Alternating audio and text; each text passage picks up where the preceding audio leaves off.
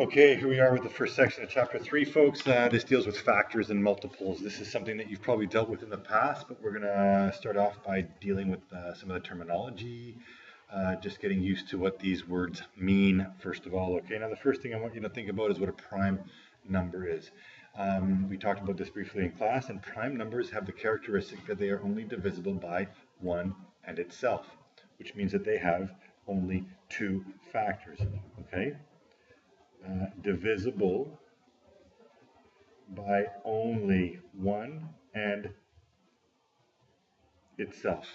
Okay, so if we looked at a list of prime numbers, you'd start with 2, then 3, 5, 7, 9 is divisible by 3 and such, so then we have to jump to 11, then 13, 15, not prime, 17, 19, 21, not prime, 23, 27, no, 29, blah, blah, blah, blah, blah. Now, notice what all these numbers have in common. They're all odd, except for the first one, which is 2, okay? So 2 is kind of an anomaly when we talk about prime numbers. It is the only even one, because any other number past 2, right, obviously has 2 as a factor, so it can't be prime. Now, the next thing we want to look at is what a factor is, okay? A factor is a number that goes into a larger number evenly, okay? So factors, factors are numbers that go evenly into a larger number. And what we actually can think about is factor trees. You guys have looked at factor trees in the past, okay? How does that work? Well, let's have a quick look. If I have a number like 40, for example, okay, I can break it down into its component parts. You can do 10 times 4, you can do 5 times 8, whatever you want. The easiest one to see can be your first one. Can you break this one down any further? It becomes 5 times 2, that becomes 2 times 2. These are all factors of 40, right? Now, what we're looking at is getting to the end, because each of these numbers in the bottom now are prime numbers. So these are what they actually call prime factors. Okay, and if you look at it, 5 times 2 times 2 times 2, so 5 times 2 times 2 times 2 is actually equal to 40. And this is what we're looking at now. Okay, we're going to be looking at a bunch of different numbers, looking at their factors and looking for what we call greatest common factors and lowest least common multiples, things like that. So let's then look at what a multiple is. So multiples are now, how can I explain this? Multiples are, well, let's just look. So 5, 10, 15, 20, 25, these are all multiples of 5. Okay, if you look in your glossary in your book, they'll probably have a better explanation of that. Now, if you look at, let's say, 3, 6, 9, 12, 15, 18, 21, 24, ... These are multiples of 3. Okay, now when we start looking at common multiples, notice that these both have 15 as a common multiple, right? So between 5 and 3, that would be your greatest or your lowest common multiple. Now, hopefully these terms are somewhat familiar to you. We're going to look at another pair of terms that hopefully you're familiar with, and that would be something called the greatest common factor. Okay, now the greatest common factor is a number that the greatest number that goes into 2 other numbers. So if we picked 2 values, let's say 60, and we'll look at another number, let's say 45. Okay. Could you see a number that goes into both of those? You can see that 5 probably goes in. There might be other numbers as well. 3 goes in. Is there a number that's larger than that? So one way to do this, and I think the easiest way right now, is make a factor tree for each one.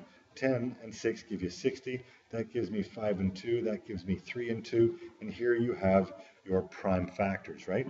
Let's break down the 45.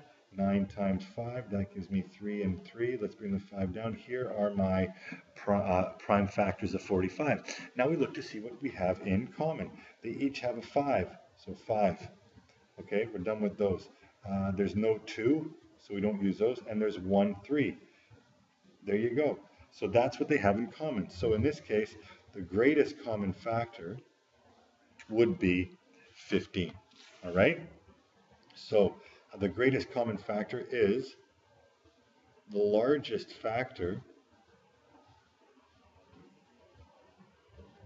of 2, or the largest common factor, sorry, the largest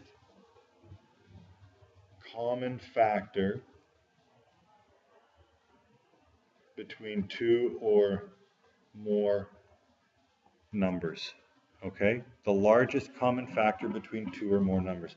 Now, they will become significantly more difficult when we start dealing with larger numbers. Okay, say you're dealing with 1080 and 460.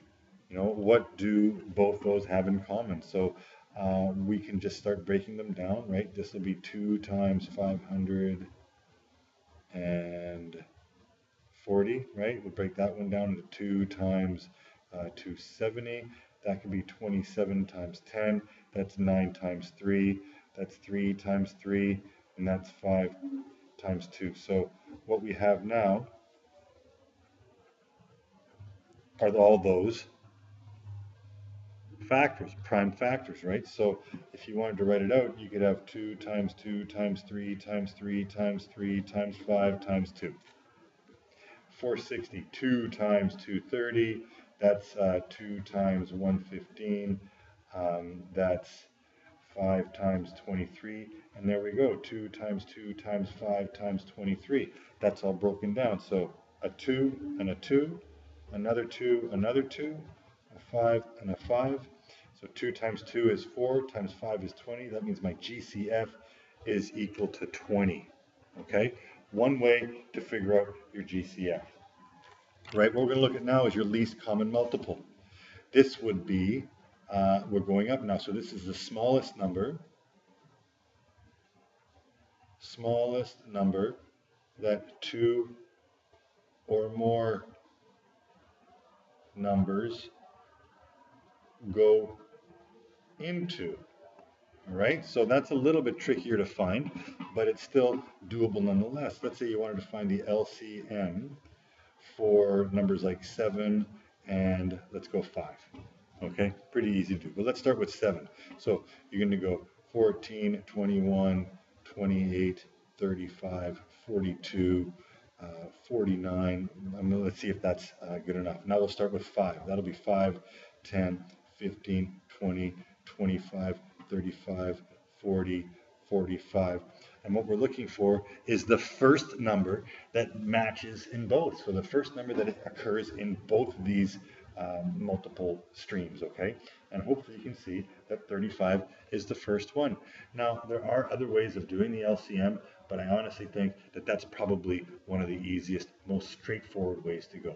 You can use your calculator once you get with bigger numbers, just write out a string of multiples, okay? Using a calculator. So if it's 21 and 59 is 59 times 2, 59 times 3, 59 times 4. It sounds a little labor intensive, and it probably is, but we don't have to do it for long, okay? It's going to pop up in a few other types of questions. So these are the basic things that we are looking at right now, okay? We need to know what all these terms mean, and we need to know how to find these bottom two things, okay? So what we're going to look at now is a couple questions, see how this can actually apply. Tiling questions, folks, are the most common. Tiling, because when you tile, they're often odd-shaped tiles, and we need to fill in certain areas, right? Sometimes we offset them like this, but we need to figure out a couple. Here's a question that we can work on. We have tiles that are 12 by 30 centimeters, okay? So they are 12 by, let's make it a little bit longer, 30 centimeters, so 12 by 30. And what is the size of the smallest square that can be made from these tiles? So what are we looking for? Multiples or factors? Well, if I want to make a square, I think it makes sense that I'm going to go like this, but now that's 24 by 30. If I make another one, that's 36 by 30. So what we need to do is figure out when these two end up being the same, right? So let's look at multiples. So 30, you're going to get 60 and then you're going to get 90, and then you're going to get 120, and then you're going to get 150. Okay, well, let's look at 12. That gives me 24, 36, 48, and 60. Hopefully you can see that 60 is my common multiple. Well, is that going to make sense at all? Well, let's make another 30 along here. That's going to be 60, and then we're going to have, looks like that's 24, 36, and we're going to have two more fitting in here, right? So 12, 12, 12, 12, 30, and 30. What we end up having is a square that is 60 by 60. So the dimensions of this square would be 60 by 60 centimeters. That's going to be a square that you can tile with these 30 by 12 tiles. Okay, that's one type of question. Now let's look at another.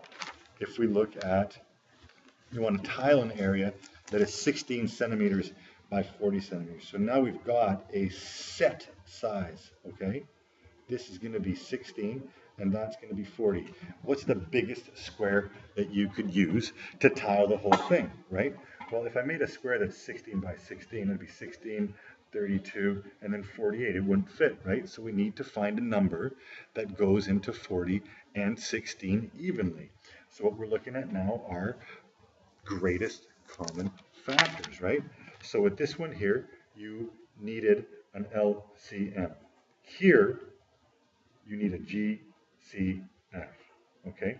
So if we look at 40, right, let's break down 40. So we got 40 broken down into 10 and 4, that's 5 and 2 and 2 and 2. 16 breaks into 4 and 4, 2 and 2 and 2 and 2. So we've got 3 2's that are common in each, okay? Which means that my GCF is equal to 8.